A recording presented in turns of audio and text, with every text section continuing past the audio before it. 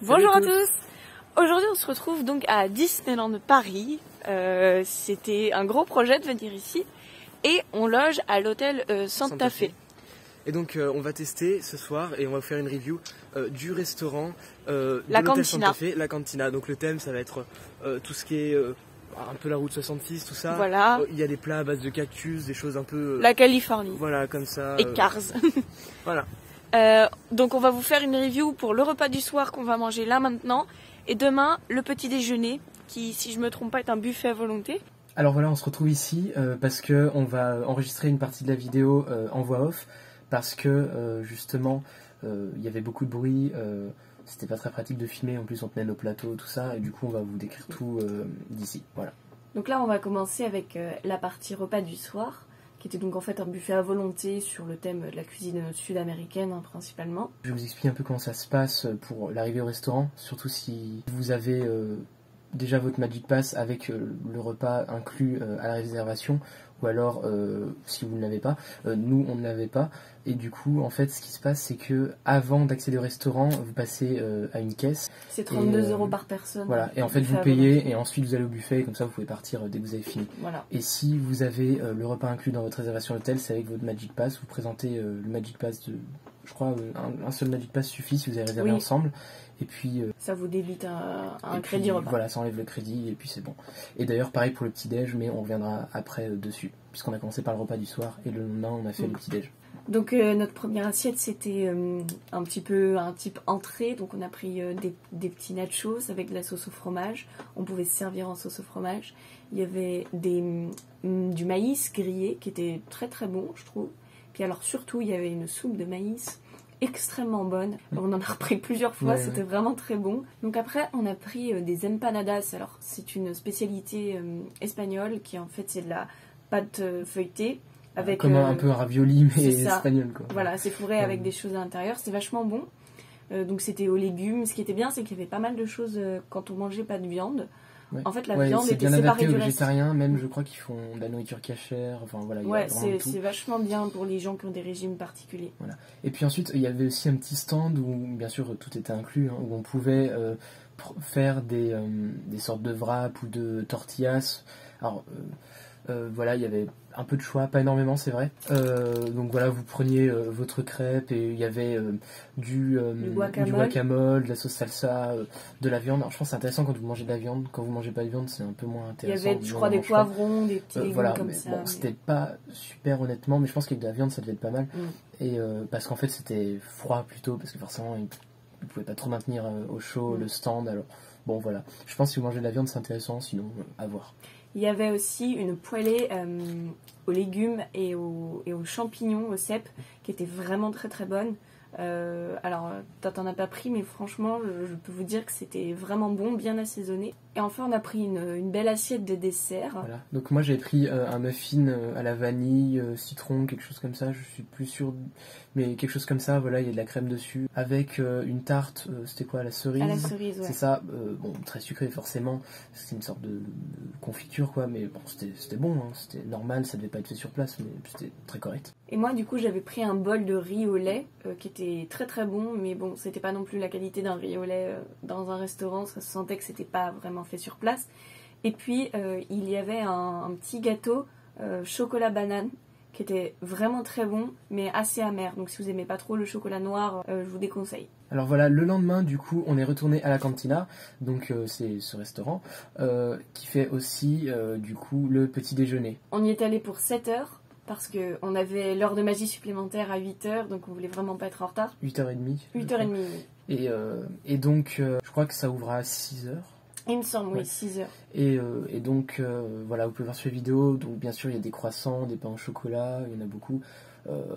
C'est des petites viennoiseries, mais on peut en manger beaucoup, donc c'est pas un souci. C'est à volonté. Ce qu'il y avait d'intéressant, c'était que c'était des petits-déj assez variés. Par exemple, le pain, il y avait énormément de variétés de pains. Des pains avec des graines, des pains de mie, des pains normaux, des pains sans gluten, enfin il y avait énormément de choses. Et d'ailleurs niveau qualité, le pain, bon, voilà, c'est du pain de cantine si vous connaissez, enfin un peu mieux, bah, c'était des petit pain mais entier, voilà. C'est bon, hein, mais voilà, un peu sec. Et voilà, il y avait du fromage, de la charcuterie. Il y avait aussi des œufs brouillés qui étaient très bons. Ouais. Et puis des distributeurs de café, boissons. Chocolat. Donc boissons chaudes et puis... des jus. Jus de fruits, jus d'orange, je suis pas sûr qu'il y ait d'autres choses, mais voilà, bon, c'était très bien. Il y avait énormément de variétés dans le choix des plats. Il y avait aussi des flageolets à la sauce tomate. Ouais, qui étaient très bons. Ouais. Et puis des petites pommes de terre sautées aussi. Donc voilà, maintenant on va vous parler des points positifs, de ce qui nous a plu, et des points négatifs. Donc tout d'abord, pour les points positifs, c'est ce qu'on a le plus apprécié, oui. C'est le personnel qui est très agréable. Qui plaisante, tout ça, enfin voilà, qui est très sympa. Oui, il nous renseigne très bien sur les plats. Par exemple, on demandait régulièrement si des plats étaient végétariens et ils avaient la réponse assez rapidement, donc c'était vraiment très plaisant. Si par exemple, il y a justement tout ce qui est un peu apéritif, biscuit apéritif bien sûr, c'est dans le coin, en fait il y a un genre de coin pour enfants, mais tout le monde peut y aller justement, mais on savait pas trop, du coup on avait demandé si c'était possible et il nous avait répondu... On est tous des grands enfants. Ouais, voilà, il nous a répondu ça. Et puis aussi l'accueil dans le restaurant qui est très classe toujours, comme dans l'hôtel. On vous fera une vidéo dans un mois normalement. On vous sort dans 2 semaines une vidéo sur le parc Disneyland et dans un mois sur la chambre d'hôtel. Donc voilà. Donc n'hésitez pas à vous abonner pour ne rien manquer.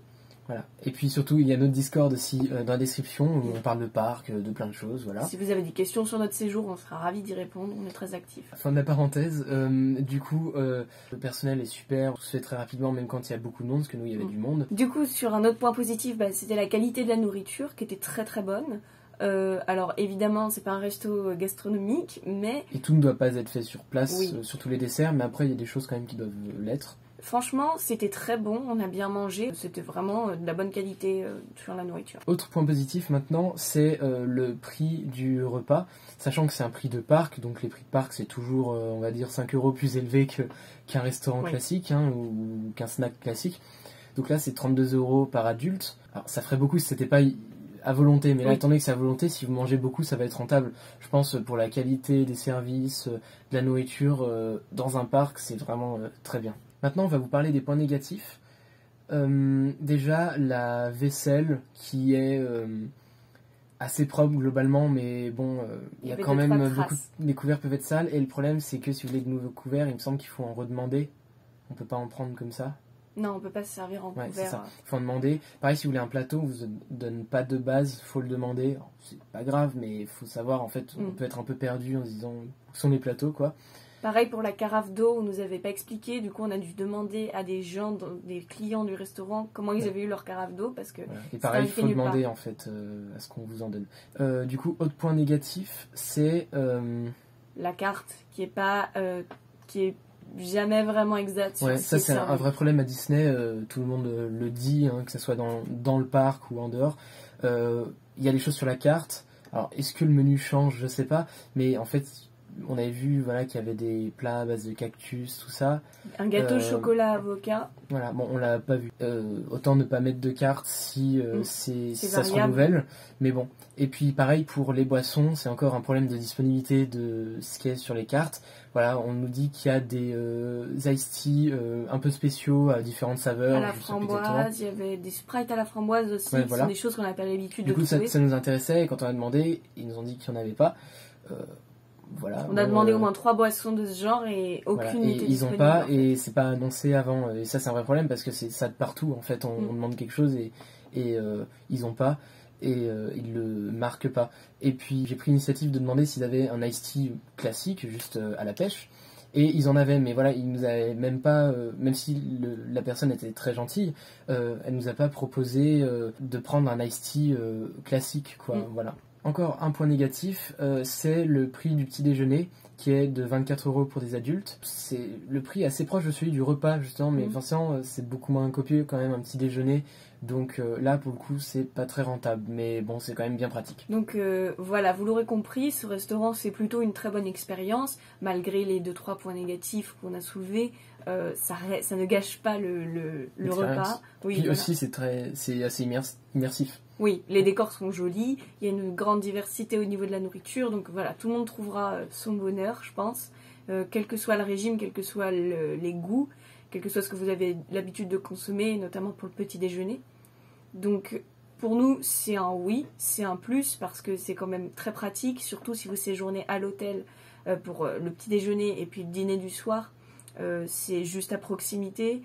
Et puis aussi, ça permet de poursuivre l'immersion dans le resort de Disney parce que c'est le thème de la route 66, de Cars, et du coup, on se sent encore, même lorsqu'on n'est plus dans le parc, dans l'ambiance. Et c'est vraiment un point positif. On vous remercie d'avoir regardé cette vidéo. Si elle vous a plu, vous pouvez la liker, puis nous laisser un petit commentaire. Et puis on vous dit à dans 2 semaines pour une vidéo à Disneyland Paris. À bientôt.